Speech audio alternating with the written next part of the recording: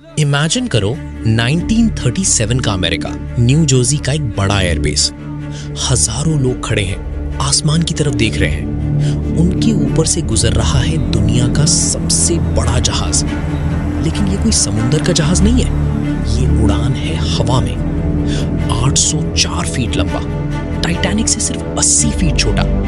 और ये जमीन के नीचे नहीं, आसमान में तैरता हुआ आ रहा है। लोग तालियां बजा रहे हैं, कैमरा वाले फुटेज लेते हैं, रिपोर्टर्स लाइव ब्रॉडकास्ट दे रहे हैं। और फिर 34 सेकंड, बस 34 सेकंड्स में वो जहाज, वो सपना, वो इंसान सब राख हो जाता है। ये है हिंडनबर्ग का रहस्य।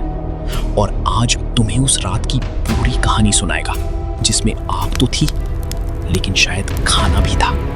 दोस्तों, पहले समझते हैं हिंडनबर्ग था क्या आखिर। ये था एक जेपलिन, यानी एक रिजिड एयरशिप। अंदर से मेटल का ढांचा, बाहर से फैब्रिक की चमड़ी और बीच में भरी थी 7 million cubic feet flammable hydrogen gas. सीधा बोलो तो एक उड़ता हुआ बॉम्ब। जर्मनी ने इसे 1936 में लॉन्च किया था। नाजी जर्मनी की शान का सिंबल था ये। स्वास्तिका बना था इसके नीचे। और साइज, भाई एक बोइंग 747 से 3 गुना लंबा, टाइटैनिक से भी सिर्फ थोड़ा छोटा। लेकिन टाइटैनिक समुद्र में था, ये भाड़ा 200 फीट ऊपर हवा में उड़ा करता था। अंदर क्या था? लग्जरी, फर्स्ट क्लास से भी बेटर, डाइनिंग हॉल, लाउंज, बाकी सब। एक टिकट की कीमत आज के 10 लाख रुपए के बराबर थी। पैसेंजर्स फ्रैंकफर्ट से लेकहर्स्ट तक अटलांटिक क्रॉस करके सिर्फ 3 दिन में पहुंच जाते थे, ओशन लाइनर से आधा टाइम। 3 मई 1937 को हिंडनबर्ग फ्रैंकफर्ट से उड़ा। साथ थे 36 पैसेंजर्स और 61 क्रू मेंबर्स। अटलांटिक क्रॉस करने के बाद 6 मई की शाम लेकहर्स्ट नेवल एयर स्टेशन पहुंचा। लेकिन मौसम खराब था, तूफान आ रहा था। कैप्टन मैक्स प्रस ने डिसाइड किया, वेट करो। और यहां एक इंटरेस्टिंग बात होती है। हिंडनबर्ग न्यूयॉर्क सिटी के ऊपर से गुजरा। नीचे लोगों ने ऊपर देखा और दौड़ के बाहर आए। पाथी न्यूज एजेंसी ने एक बाईप्लेन भेजा, एम्पायर स्टेट बिल्डिंग के साथ हिंडनबर्ग की एरियल फुटेज लेने। सोचते हो 1937 में न्यूयॉर्क के ऊपर से गुजरते एक 800 फुट जहाज को देख के कैसा लगता होगा। शाम 6:22 पर तूफान थोड़ा थम गया। कैप्टन ने ऑर्डर दिया, अब लेकहर्स्ट चलते हैं। शाम 7 बजे हिंडनबर्ग अपनी फाइनल अप्रोच में आया। नीचे नेवी के सेलर्स रस्सों को पकड़ने के लिए तैयार खड़े थे। रिपोर्टर्स कैमरास लेके आ गए थे।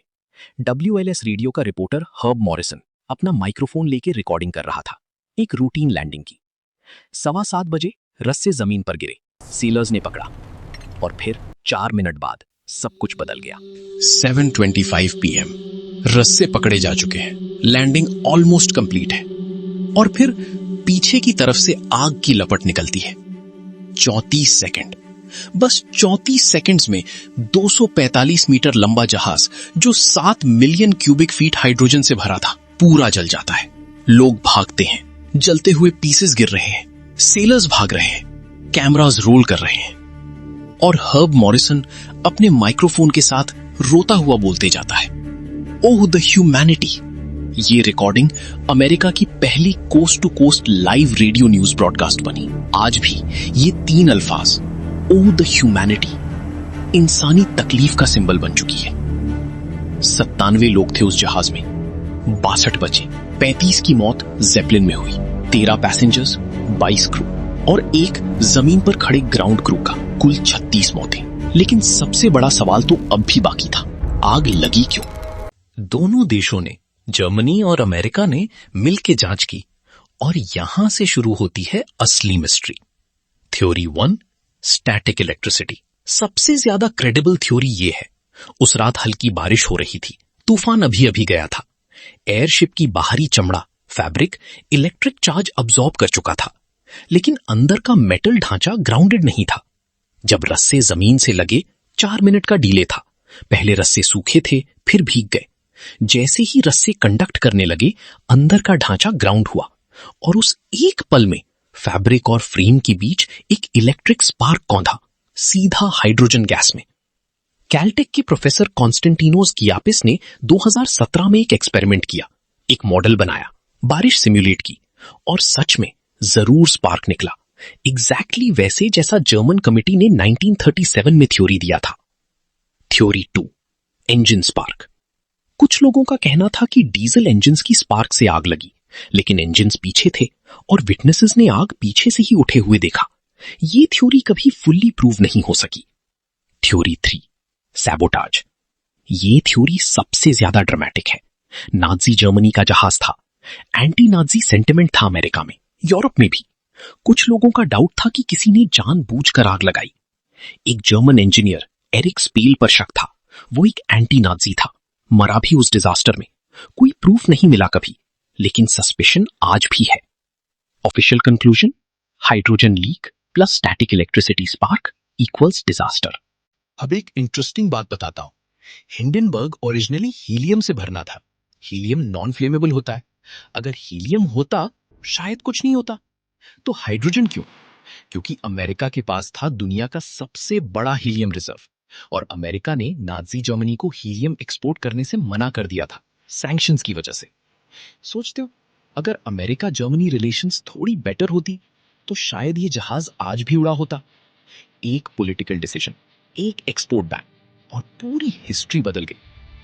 और ये भी सोचने वाली बात है, हिंडनबर्ग सर्टिफाइड था 1937 में पैसेंजर सर्विस के लिए, लेकिन इंजीनियर्स को शायद उस last tight turn landing manoeuvre की वजह से स्ट्रक्चरल डैमेज हो गया था। एक जगह से वायर्स टूट गई थी ऑलरेडी। कुछ भी एक ही गलती से नहीं होता।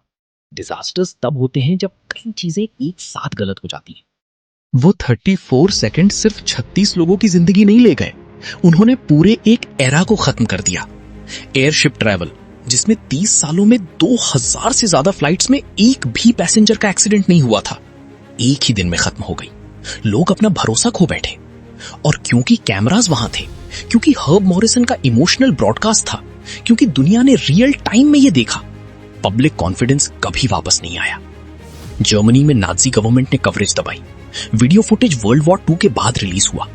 जर्मन विक्टिम्स को वॉर हीरोज की तरह याद किया गया। और एयरप्लेन्स, वो ऑलरेडी बेटर हो रहे थे, faster, safer, cheaper. Hindenburg disaster ने सिर्फ लास्ट नील था कॉफिन में। 1940 तक रिजिड एयरशिप्स प्रैक्टिकली एक्सटिंक्ट हो गए। आज भी लेकहर्स्ट में एक परमानेंट मेमोरियल है। National air and space museum में हिंडनबर्ग का एक स्कॉर्च्ड कॉफी कप सॉसर रखा है। आग में भी सरवाइव कर गया। एक स्कॉर्च्ड पोस्ट कार्ड भी, जो उस जहाज के साथ ट्रैवल कर रहा था। इंसान चले गए, जहाज चला गया, लेकिन उस रात की याद अभी भी जिंदा है। तो दोस्तों, हिंडनबर्ग की कहानी सिर्फ एक जहाज की कहानी नहीं है। ये कहानी है एक पॉलिटिकल डिसीजन की जो बन गया डेथ सेंटेंस, एक स्पार्क की जो बन गई एक एरा का एंड, और 34 सेकंड्स की जो हमेशा के लिए हिस्ट्री में आग की तरह जलती रहेंगी। मिस्ट्री आज भी पूरी तरह सॉल्व नहीं हुई। स्टैटिक इलेक्ट्रिसिटी, इंजन, सैबोटाज, आप खुद डिसाइड करो।